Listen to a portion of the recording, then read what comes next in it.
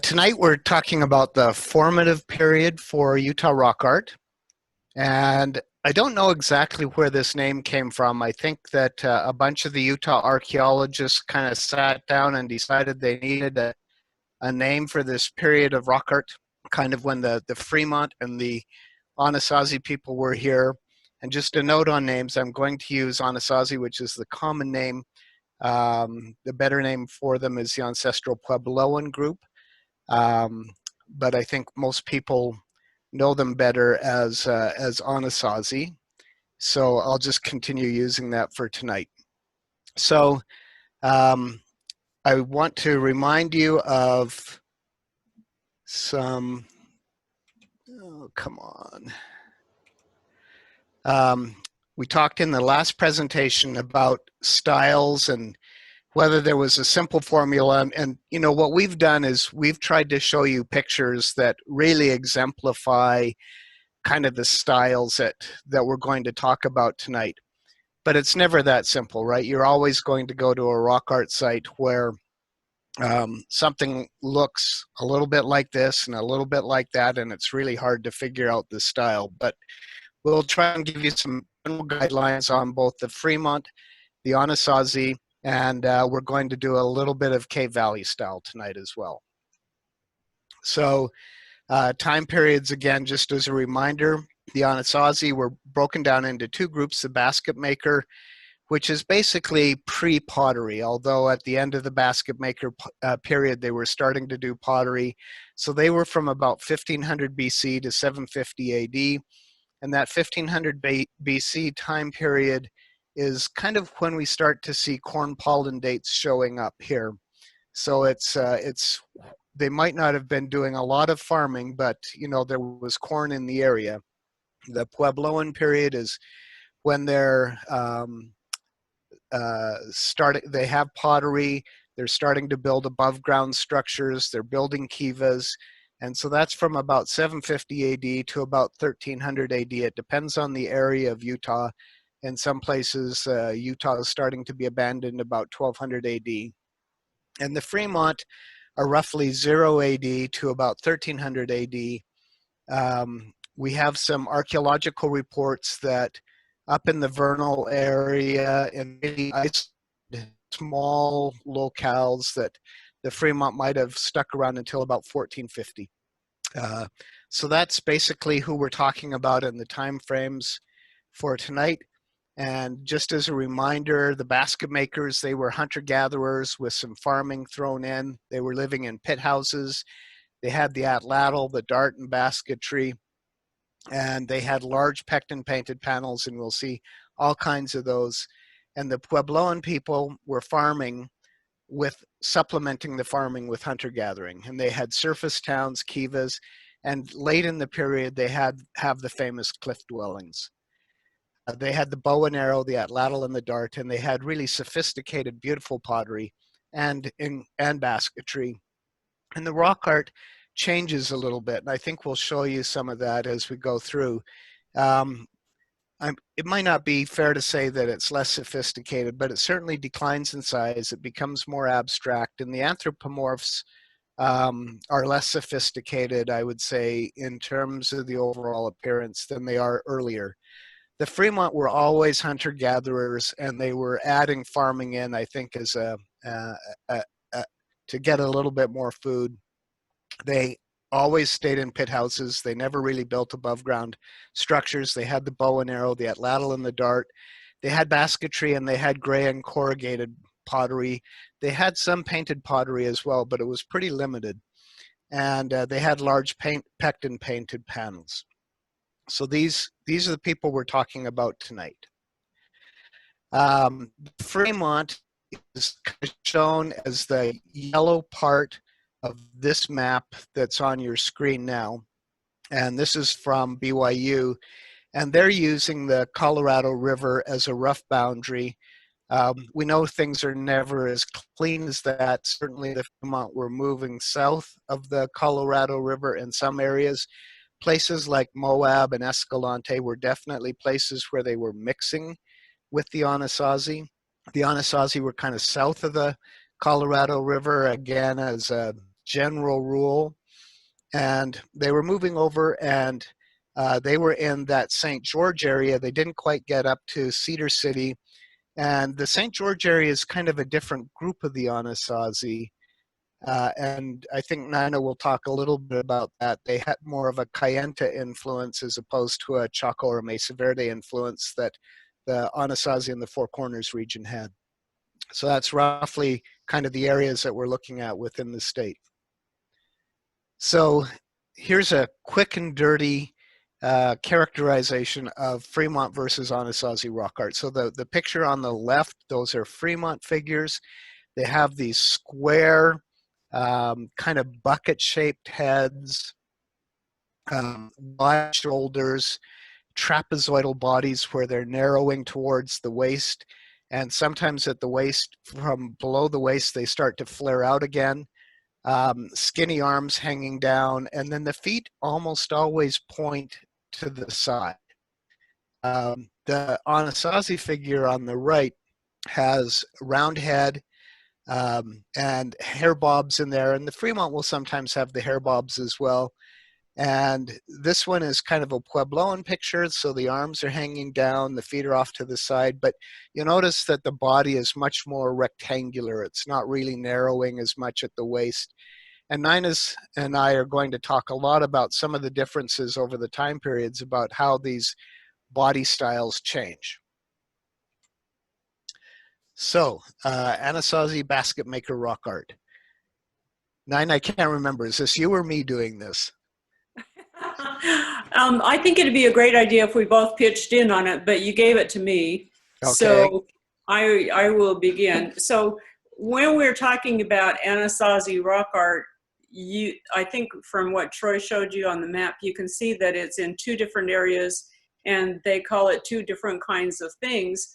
But we are not dealing with the stuff that's down in Arizona and New Mexico, because that's the heartland of Anasazi. We're up here in the hinterland on the fringes. And so we have chosen in our presentation to just stick to Utah, and that's why you're not going to get the complete picture of what Anasazi and basket maker is. You're just going to get a part of it. So as Troy said, it starts out with wide shouldered trapezoidal bodies. They're big rectangles. They you know, there's a little bit of shoulder flare to it, but not nearly as much as the Fremont. Most of the time, those hands are great big, and so are the feet, and they hang straight down. Really exaggerated. The bodies are often not solidly packed, and a lot of times they'll have some kind of a necklace. And in this way, it's kind of hard to decipher which is basket maker and which is Fremont, because they both had these necklace designs. But I think that the basket maker are much more minimal with the body decoration than the Fremont are. And you'll see that in the pictures to come. The bodies are often not solidly packed, although there are a few instances, but I can't even really think of any right now. A lot of bird and duck-headed figures on the anthropomorphs, especially down along the San Juan River. And I've even seen the duck-headed, bird-headed figures clear over here in St. George.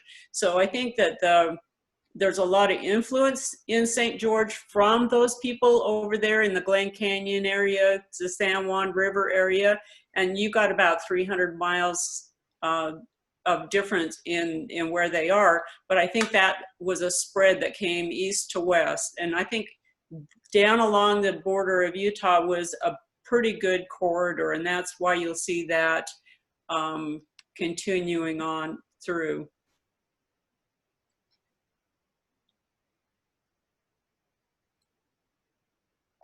Okay, I just tried to, and it's not allowing me again. Okay, there you go. Okay, so This is a famous panel. It's called the Wolfman panel, and Troy has a great story about this, so I'll let him tell it first. This is one of my early rock art sites that I visited. I had gone down to, I'd heard about the rock art site at Sand Island, and so I went down and I pitched my tent at the Sand Island campground, and I went over and I spent, 45 minutes in front of that huge panel there, looking at it and taking photographs. And I was walking back, and the campground host called me over. And they said, "You look like you like rock art." And I said, "I do." And they said, "Well, have you been to see the Wolfman panel?" And I said, "No, I've never even heard of it." And so they told me how to get there, and they said, "Go look at it and come back and talk to us about it." And so I went over, and here's the Wolfman panel. It's just absolutely spectacular. And I came back, and they said, "Do you think that's a new panel or an old panel?" And I said, "Oh no, that's definitely a new panel. I mean, you look at the musculature and that anthropomorph's legs. I mean, it's so well done, that can't be old." But of course, now I know it's Basket Maker 2. It's really old, but just beautifully done. The twin-lobed circles are a common theme that we see down along the San Juan River in Basket Maker rock art. Maybe some bags there, lots of birds and some plants here. It's a wonderful site. So one of the things that I was just reading in Mark Stewart's Anasazi America, he was talking about early Pueblo times, which is, basically about the same as late Basket Maker. And he said that over in the Gallup area, almost all of the archaeology there has 2 kivas per habitation site. And the figures on the right that look like the toilet seats have been referred to as kivas before. And I kind of wonder if there isn't a connection between those. I just don't know. I can't get it to advance. Okay.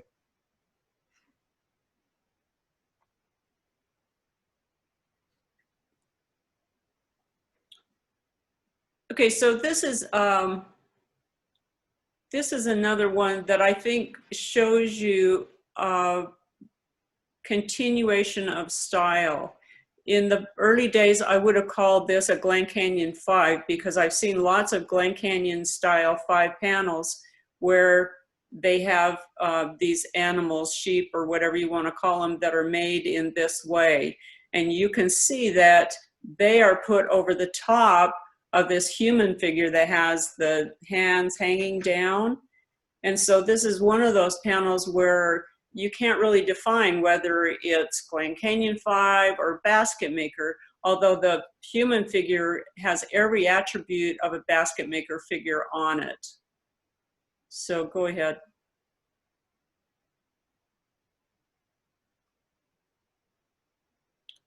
This is another one that Troy was reminding me. This is down on the San Juan River. And there's a family that's a Navajo family that lives right next to the river. And one of the people in the family got really sick. And they had a medicine man come, and he told them that the reason that they were sick was because this figure was making that person sick. And he advised them to destroy it, basically, to get parts of that figure to use in the curing ceremony for this person. And so that is a really good instance of ritual obliteration.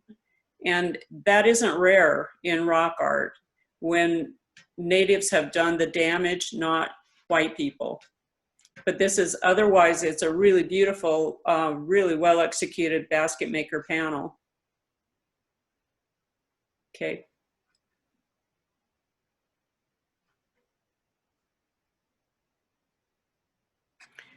So this is a little guy who's over here in St. George, not too far from my house. And you can see the Basket Maker influence where he's got the big rectangular body, the arms and legs hanging down. His head's a little more triangular than square.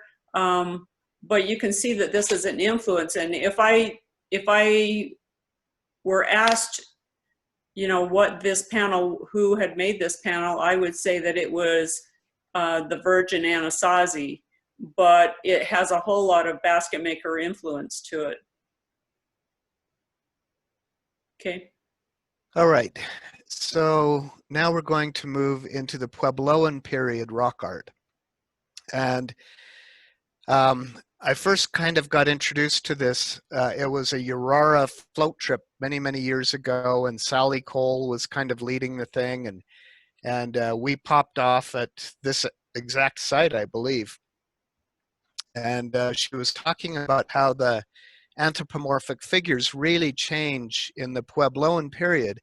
They go from these large bodied, you know, big rectangular bodies, big heads, all that kind of stuff, to kind of stick figures, almost lizard-like figures. And so what you see here is that the anthropomorphs tend to be drawn as stick figures. Sometimes we see kind of anthropomorphs in a line with each other. We call them dancing figures. They may or may not be dancing, but they're often triangular bodied. They have round heads, and again, they often have the hair bobs. The panels seem less complex, and they often have more abstract elements to them. The dancers are often holding hands. And then we also get handprints in this later Puebloan period, both positive and negative, and we'll show you some pictures of those, and we get shield figures.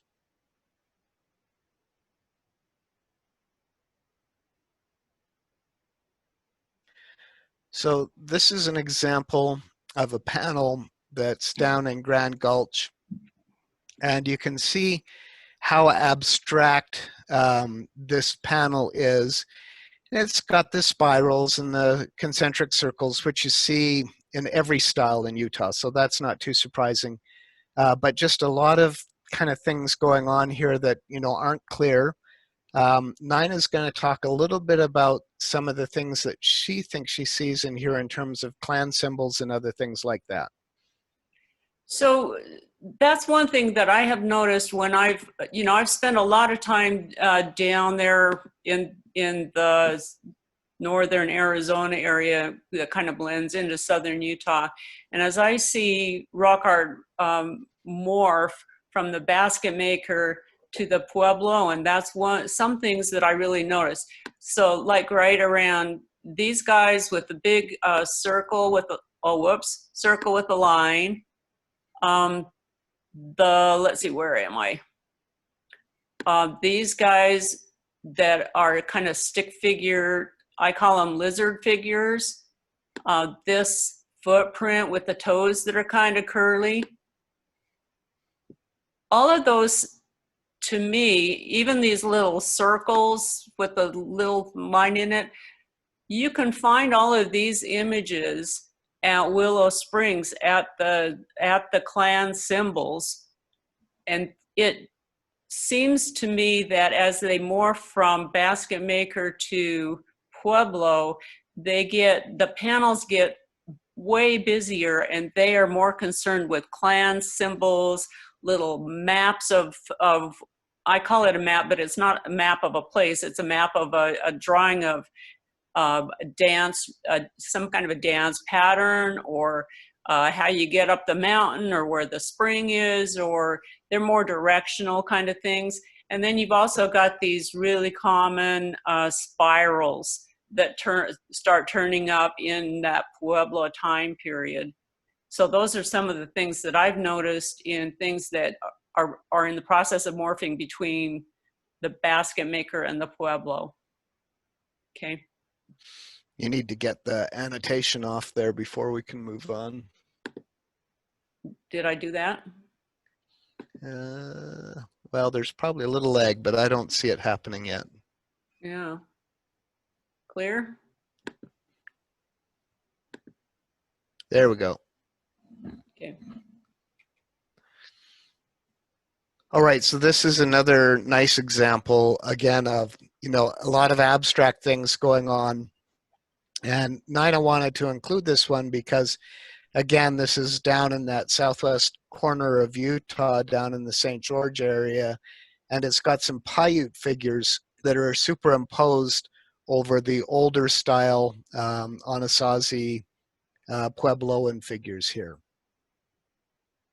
The Anasazi stuff that's over here, the Puebloan stuff, whatever you want to call it, by that time period, it seems to get real concerned with directional stuff. And I can understand that because you can get lost really easy here.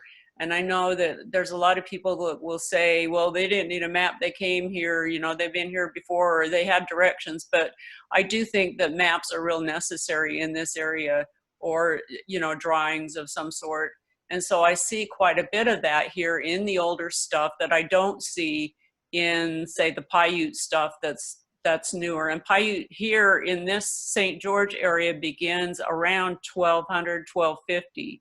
So it is a kind of a continuation of the Anasazi into the Paiute. So these are definitely Paiute sheep, though, that are superimposed on top of this older stuff. Okay.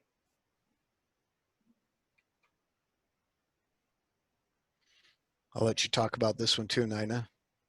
This is pure virgin Anasazi. It's right on the Virgin River. And I really like this panel. It's one that not a lot of people have been to, but you can see that there's quite a few human figures in it. And that's kind of rare for Anasazi Cayenta, I mean, virgin Anasazi stuff that's here. And that's an early Pueblo style, but it's a mixed up kind of style. And I see a lot of panels from this time period that are just like this. They're just like a newspaper rock almost. They've been used for years and years and years, and there's just image after image after image just kind of bunched in and on top of each other. That's what I wanted to say about this one.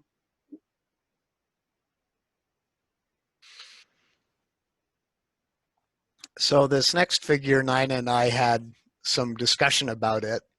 And I see this as an anthropomorph and going back again to that kind of stick figure. But I wanted to throw it in because I think just because it's a stick figure doesn't mean that, you know, it's beautifully executed and wonderfully artistic.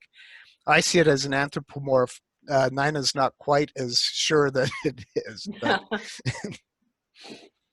No, I actually see this more of a dance pattern than an anthropomorph. So it's just a matter of who you talk to, you know, what kind of interpretation you get. This panel is one of Troy's and my favorites. We really like it. But you can see in this one, the Pueblo-ness to it is these smaller figures that are solidly packed, and there's a lot of these starburst kind of looking things in the Pueblo, in the early Pueblo, middle Pueblo rock art, little spirit helper figures, and these blanket designs, and those are all just really classic P2, P3 images.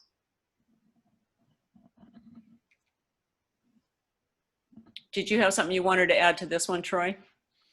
nope, pretty sight. So this next picture I threw in just because it makes me laugh whenever I see it. And I call this the sex ed panel. It's like if you're doing that stuff on the left, you're going to get the result on the right. I'm not going to add to that. This is down in the Moab area. And again, this is an example of these lines of what we call the dancing figures. Again, who knows if they're actually dancing or not, but these are the triangular bodied figures and the holding hands. And you'll see these in a number of different places. Again, you have those round heads with the big exaggerated hair bobs coming off, you know, and kind of one horn figures here where you have a single feather or something like that coming up out of the head.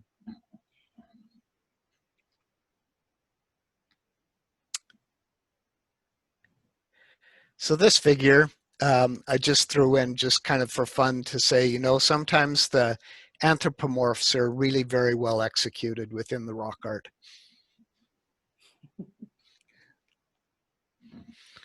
So we've got handprints that are showing up, and they're beautifully done. This is an example of what we call a positive handprint, where the paint is put on your hand, and then they will draw the pattern into the hand and then put their hand on the rock.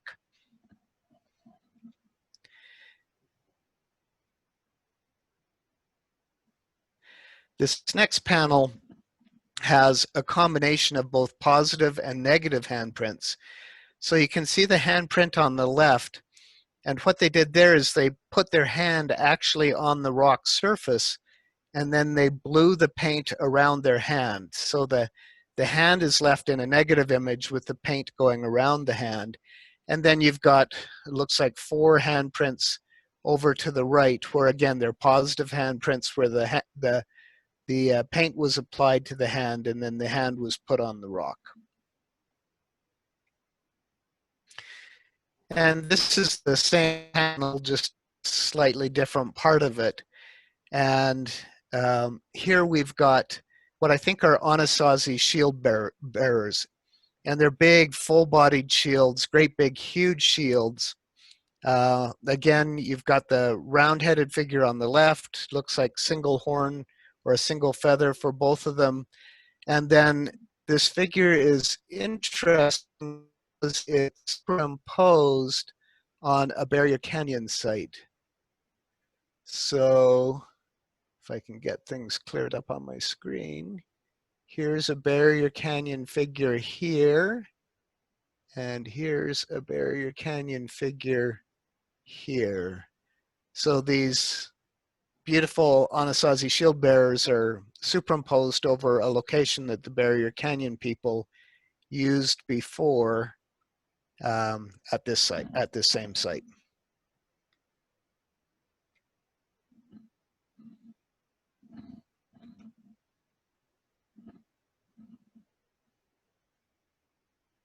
This was about the same time that I first met Troy. Back when I was larger than I am today.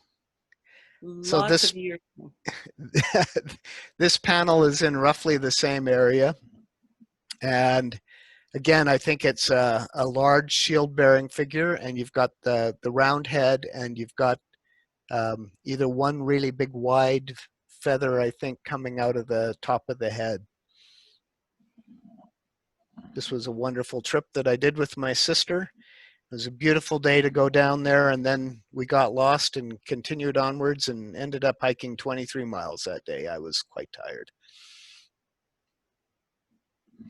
So I want to transition now into the Fremont, and I thought I would use this picture to start off with. And we had a question in the last presentation as to why the broad-shouldered figure in here is Fremont. So I just thought I might as well answer that to start off our discussion of the Fremont. So that figure there, you can see it has that big, broad shoulders, tapering down, trapezoidal, kind of bucket-shaped head where it's a little bit narrower at the neck and it's broader at the head. And it's superimposed on a smaller Barrier Canyon figure that's underneath its right shoulder, our left shoulder. And so again, we see this Barrier Canyon, when they're superimposition, Fremont and Anasazi is always superimposed on Barrier Canyon. So superimposition is a relative dating. We don't know exactly how much earlier the Barrier Canyon is than the Fremont. We simply know that because it's that superimposition always happens, that the Barrier Canyon is older than the Fremont, but not necessarily by how much. And then at the same panel, well, way over up and to the left, there's this figure up here, which again is that same kind of classic Fremont broad-shouldered tapering down towards the waist with the hands coming down, but you know, beautifully painted, beautiful, beautiful design there, and it's really being shot up quite badly. So I have a little bit I'd like to add to this, as long as you're here and you've got your circles around your images. And you've got that great big Fremont guy that's over the top of the barrier. And this is one of those times where you can really see that the later people were imitating what the earlier people did, putting it over the top of in the same style as, using the same kind of paint, the same color of paint. And so there was probably a carryover of the meaning of the red paint and the meaning of the figures, only, you know, we don't know what the time span difference was, but I think that there was a carryover of tradition. And you can see from that little inset up there on the top that he could have made this really plain boxy figure. He could have made it in that more classic Fremont style, but when he put it over the top of that barrier panel, he chose to do it in a barrier style.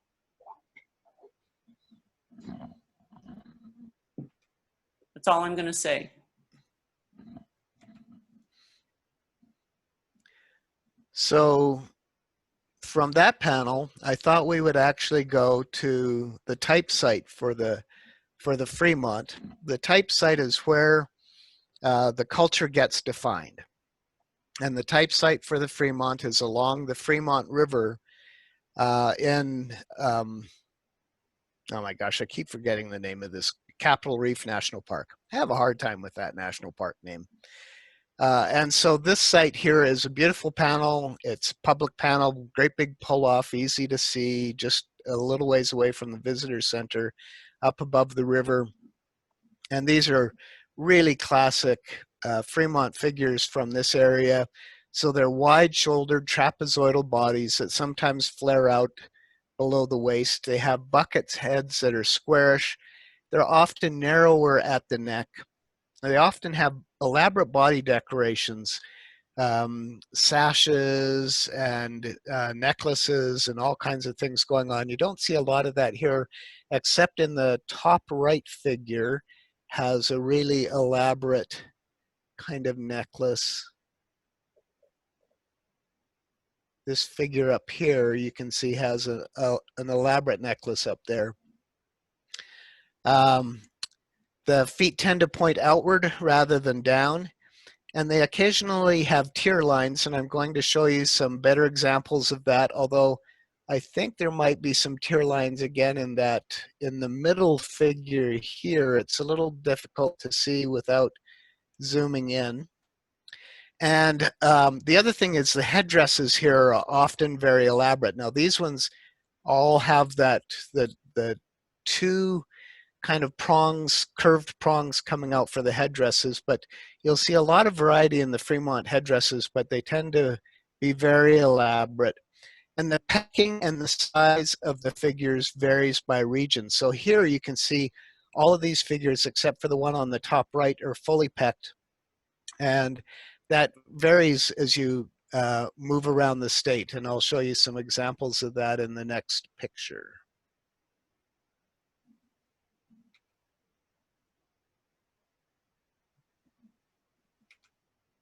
Oh, no, sorry, close-up of one of those figures. Again, hair bobs coming off, elaborate headdress. You've got a sash down on this one. You see the feet going out to the side, hands hanging down. And it's interesting because this one, again, our right hand is superimposed over an older sheep there. So now we're moving up into the vernal area. This is McConkey Ranch, again, a nice, good public area. You can see that upside down bucket head, you know, where it's narrower at the neck, very elaborate headdress, the tear lines coming out of the eyes. It's got a necklace with something hanging all the way down, and then, you know, waist decoration. It's a really pretty panel. And just another example from the San Rafael swell of another figure with these tear lines. And I think this is, again, a shield figure. And this is what they call an X-ray shield, where you can actually see the body through the shield.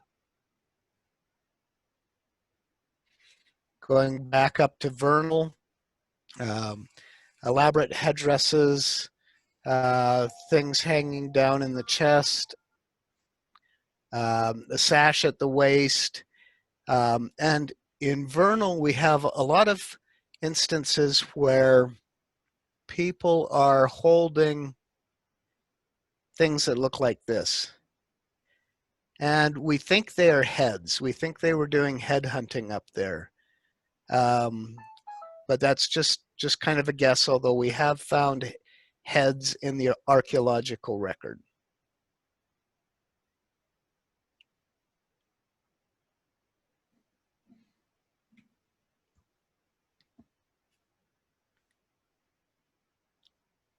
So I thought I'd throw this one in again. Now we've seen a couple of examples there of figures that their bodies weren't pecked out solidly. Here this figure on the left has a solidly pecked out body. There's a little tiny figure off the right shoulder that again may be holding a head. But then I really wanted to show you the two figures on the right. And these may be examples of what's called the fugitive pigment style, where they chose not to fully complete the pecking, and they may have completed the figures in some kind of a ritual or a ceremony with paint, and perhaps a water-soluble paint that would wear out and that they would finish next year. That's one possibility anyway.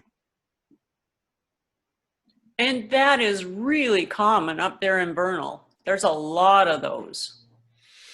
And the other place where you see a lot of examples of that is down in Moab in the Behind the Rocks area. Right. Down in 9 Mile Canyon, again, you know, some Fremont figures with very elaborate body decorations and headdresses, and we've got a shield figure on the right. I cut off the poor guy with the bow and arrow on the left, but the bow and arrow again is a temporal diagnostic for us. We know that the bow and arrow came about 500 AD, so you can date this after that time period. Down in the Escalante region, again, three very pretty painted Fremont figures. And you'll see the figure on the right, this one here, is superimposed over an older Barrier Canyon figure, and that goes back to Nina's point about, you know, I think that there was some meaning or some purpose or some power of, you know, why things were here, and people like to come back and do similar things. And here is another Barrier Canyon figure down here on the bottom right.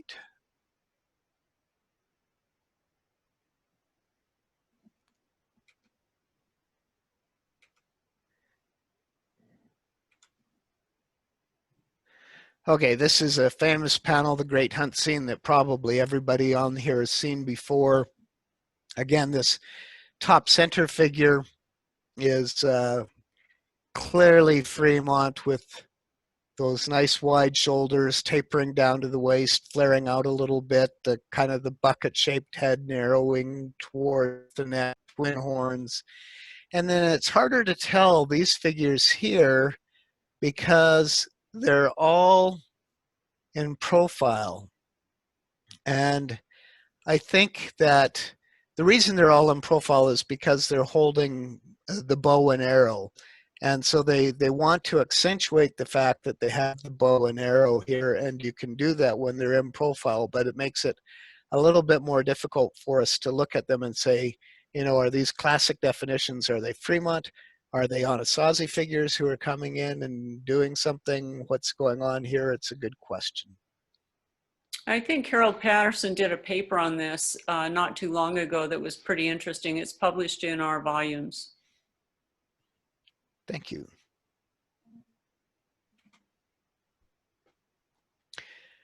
Nina and I, when we were going through the presentation, we got to this picture. And we both said, this is one of our favorite panels. I actually have a picture of this hanging up in my bedroom.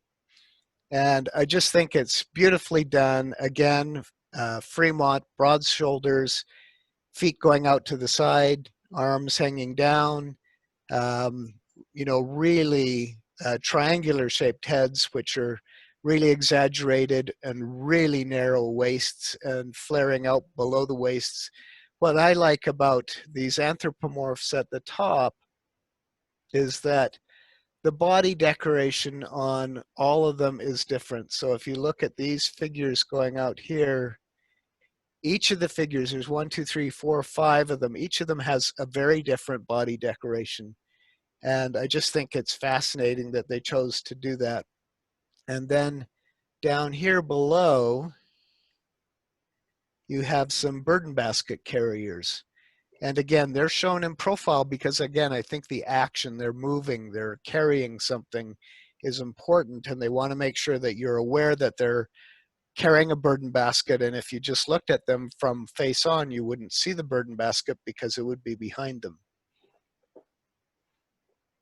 And so one thing I'd like to add while that picture is still up is that this time period that these images were made is the time when there was just an incredible amount of trade going on between groups just to stay alive. So they're trading ceramics for food, they're trading hides for food, they're trading, you know, all kinds of, they're trading stones for food, they're trading for food, they're trading for other things. But there's a lot of trade going on, and this is where you start seeing these guys with the burden baskets, is that time period of Fremont. I'm going to say it's right around 1000, 900, 1000. Yeah, actually, it is. You know, most of 9 Mile Canyon is really late. You know, most of the archaeology is the 1200s. It's the very end of the habitation here within Utah. And there really is a lot of both Anasazi and Fremont cultural influence within the archaeology here within 9 Mile Canyon. So this is Sago Canyon, again, another public site. We had a big discussion about this at the last price symposium. Steve Manning presented a paper where he thinks that these Fremont-looking figures are actually Ute figures. And Francois Goyer did a paper immediately after him where he said, no, they really are Fremont figures, and they've simply been overpecked. And he had very close-up photographs of the figures where he could show places where you could see the original pecking, and the overpecking didn't quite completely cover the pecking. But these are absolute, you know, those two big Fremont figures in the middle are just spectacular. You look at the elaborate heads on them, the elaborate necklaces, body decorations, and, you know, narrowing at the waist. They're really spectacular. And then again, if you look at the top, the Fremont figures are superimposed over Barrier Canyon here. So this is another example of Fremont over the top of Barrier Canyon.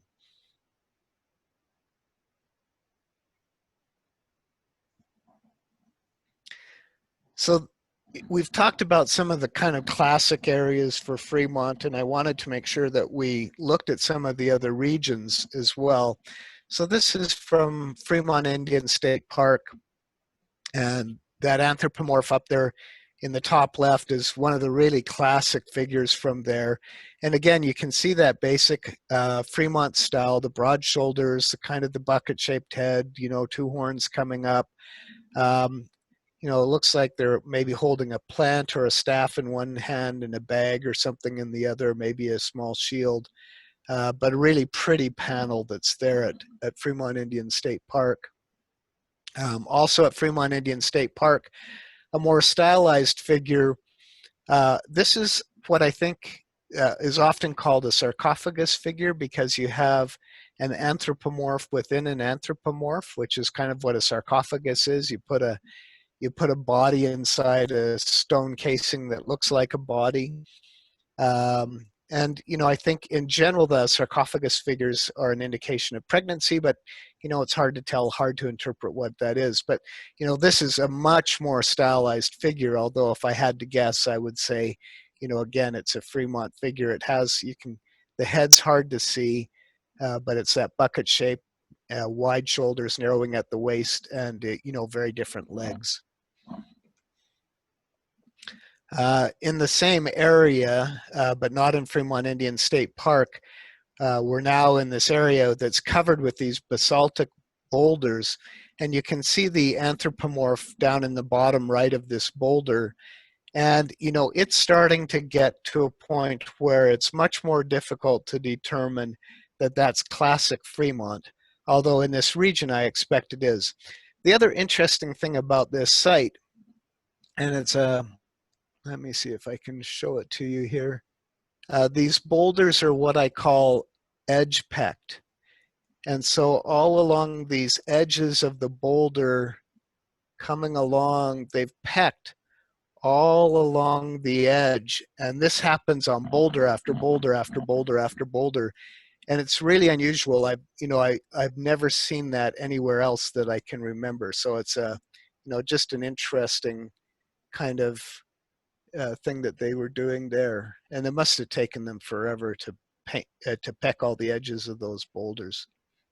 So I have a comment I'd like to add to this particular picture too. You can see between the one he just showed and this one, you've got an anthropomorph. It's got basically the same headdress. It's got something that looks like a plant in one hand, and it's got something that looks like it could be a bag in the other. And even though the body shape is different between the two, one has a big square boxy body and this one has a more realistic body, they still are carrying the same thing, or they're in the process of doing the same thing. And that's what makes you believe that it's probably the same group of people that made those two images. That's all. So moving a little bit further west, we've got a collection of images that we've taken again from basaltic boulders. And these are some anthropomorphs that are, again, Fremont out in west of the I-15. And, they're quite different. And I think they're quite different for a number of reasons. For one thing, they're really small. And I think that's because of the nature of the basaltic boulders. You just don't have these great big huge sandstone cliffs that you can draw great big huge anthropomorphic bodies on. So you have to kind of work in the smaller confines of the boulders. They're also kind of going back to that vernal style of outline pecking rather than full body pecking, and a lot of variability. So the one on the left, again, has that bucket-shaped head and, kind of wide shoulders and narrowing at the waist. The one in the middle, the two on the right really, are more examples of figures out in that area. And what's interesting is they have this cross-hatched body design. And the one at the right, I was looking at that and actually thinking that it had a round head, and Nina pointed out to me that, really it's the same design as the one in the middle where it's two horns that are curving up, and it's just that the horns are touching and make it look like it has a round head, but it actually has that rectangular head with two curved horns coming up, and again, some kind of a staff or something that they're holding in one hand, and, maybe a bear paw or something like that in the other hand. Badger. Badger, okay. So I threw this one in. Most of you will recognize this as our old logo. So this is the owl panel in 9 Mile Canyon. And the reason I threw it in is, when I first saw it, I assumed it was a Fremont panel. And I was listening into a presentation last week with a BYU archaeologist where he showed a picture of this panel and said it was Fremont rock art. And I think it was Lane Miller who explained to me why this isn't Fremont rock art. And so what he said was, look at the pecking, especially down at the bottom of the owl, the bottom part of the body. And you can see how that pecking is really wide and long and deep and then that pecking really continues all the way around the body once you start to recognize it. And he says, you know, that wasn't done with a stone or with an antler, that was done with a metal tool, probably a railroad spike. And so, you know, once you realize that a metal tool is involved, then you look at that and you say, okay, well, that's historical, and so it's probably you, given the region that it's in.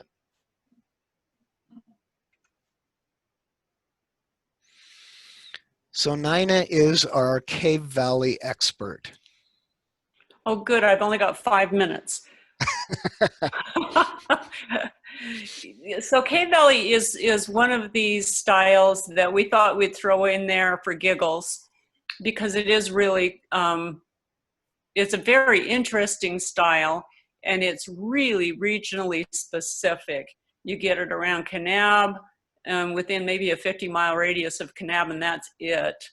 You see a little bit of it over here in St. George, but it's mostly really centered around Kanab. So they have what he's calling a fascination with triangles. The bodies are made out of triangles usually. There's really short arms and legs, not very often hands or feet. I've seen 1 or 2 panels where they've scratched in some fingers and toes, but that's even kind of rare. They have kind of blocky heads, and a lot of them will have these ear things. I'm going to see if I can show you what I'm talking about here. We're going to have to go green instead of red so you can see. It's a Christmas theme. Yeah. Okay, let's see if we can do this right here. No, I can't. I'm not technical enough.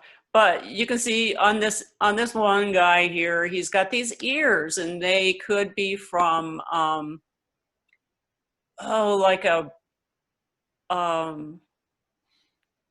bottom part of an animal where they use their legs and stuff the legs and stick them on their heads or something like that. And that is really pretty common in the Cave Valley style. And I noticed when I was looking at Cave Valley that it's really quite anthropocentric. That's a term that Troy made up, and it's really hard for me to pronounce. They really focus on the person, and there's not a whole lot of stuff that isn't people. And I've only read a few articles that deal with the Cave Valley style, and most of what the people say in those I haven't found to prove out in the panels that I've seen. So I'm just going to tell you what I have seen in the Cave Valley style. Okay. I've probably seen 50 or 60 panels of Cave Valley style rock art. This is from Cave Valley itself, and this is where the style got its name. This was Donald Scott that came in really, really early. And then when Polly Shaftsma wrote her book on the rock art of Utah, she put in a little section on the Cave Valley style. And so you can see there's just triangles. The whole body's made up of triangles practically. There are flute players in with these triangle figures are not uncommon. And a lot of them have it's kind of a headdress decoration to them. The one that he's cut in half over here on the right side, the big main panel, after this figure was made, somebody else came through and added legs to it. So I'm going to try this one more time here. Right down. Oh, what did I do now? Okay. Draw. Right down here. Those legs were added after the original legs. Oh, these are over the top of those original legs.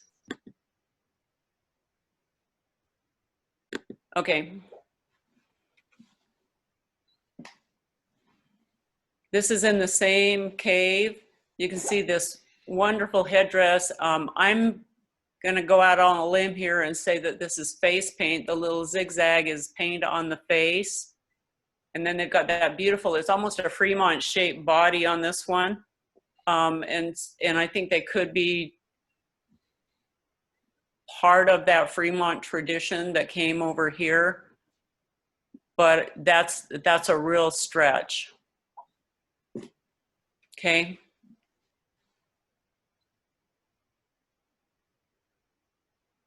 This is another Cave Valley panel, and you can see that this one has animals in it. If I could zoom in, I would. This right here appears to be a bison, buffalo. It's got the horns that curve in on the far right side, just like the buffalo does. And that might be one way that you could date this panel. It's got a pair of twins in the panel. A lot of movement and a lot of different images in this one panel, and it's real uncommon for Cave Valley. The big white image is probably 3 feet tall, and so the rest of them are proportionally smaller. I'd say that buffalo is about 12 inches, something like that. Okay. Okay, you need to clear the drawing. Oh, I'm sorry. Clear.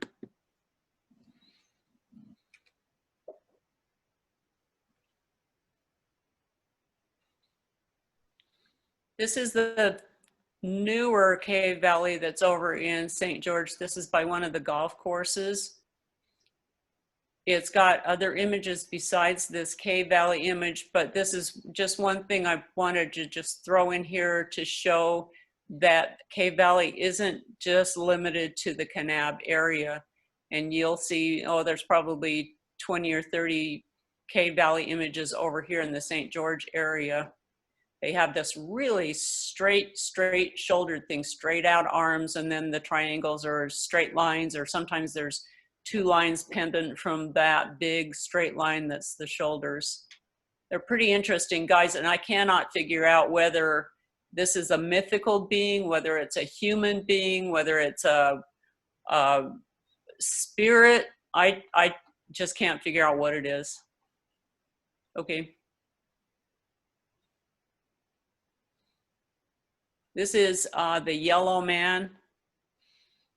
It's typical of the Cave Valley. There's also a flute player here at this panel. A lot of times you'll have a triangular shaped figure that's the Cave Valley, done in the Cave Valley style, and they have dots coming up from their heads. So that's another one of those diagnostics, is that they will have dots on their heads. And a lot of them have those hair bobs. This one has the red hair bobs to the shoulders.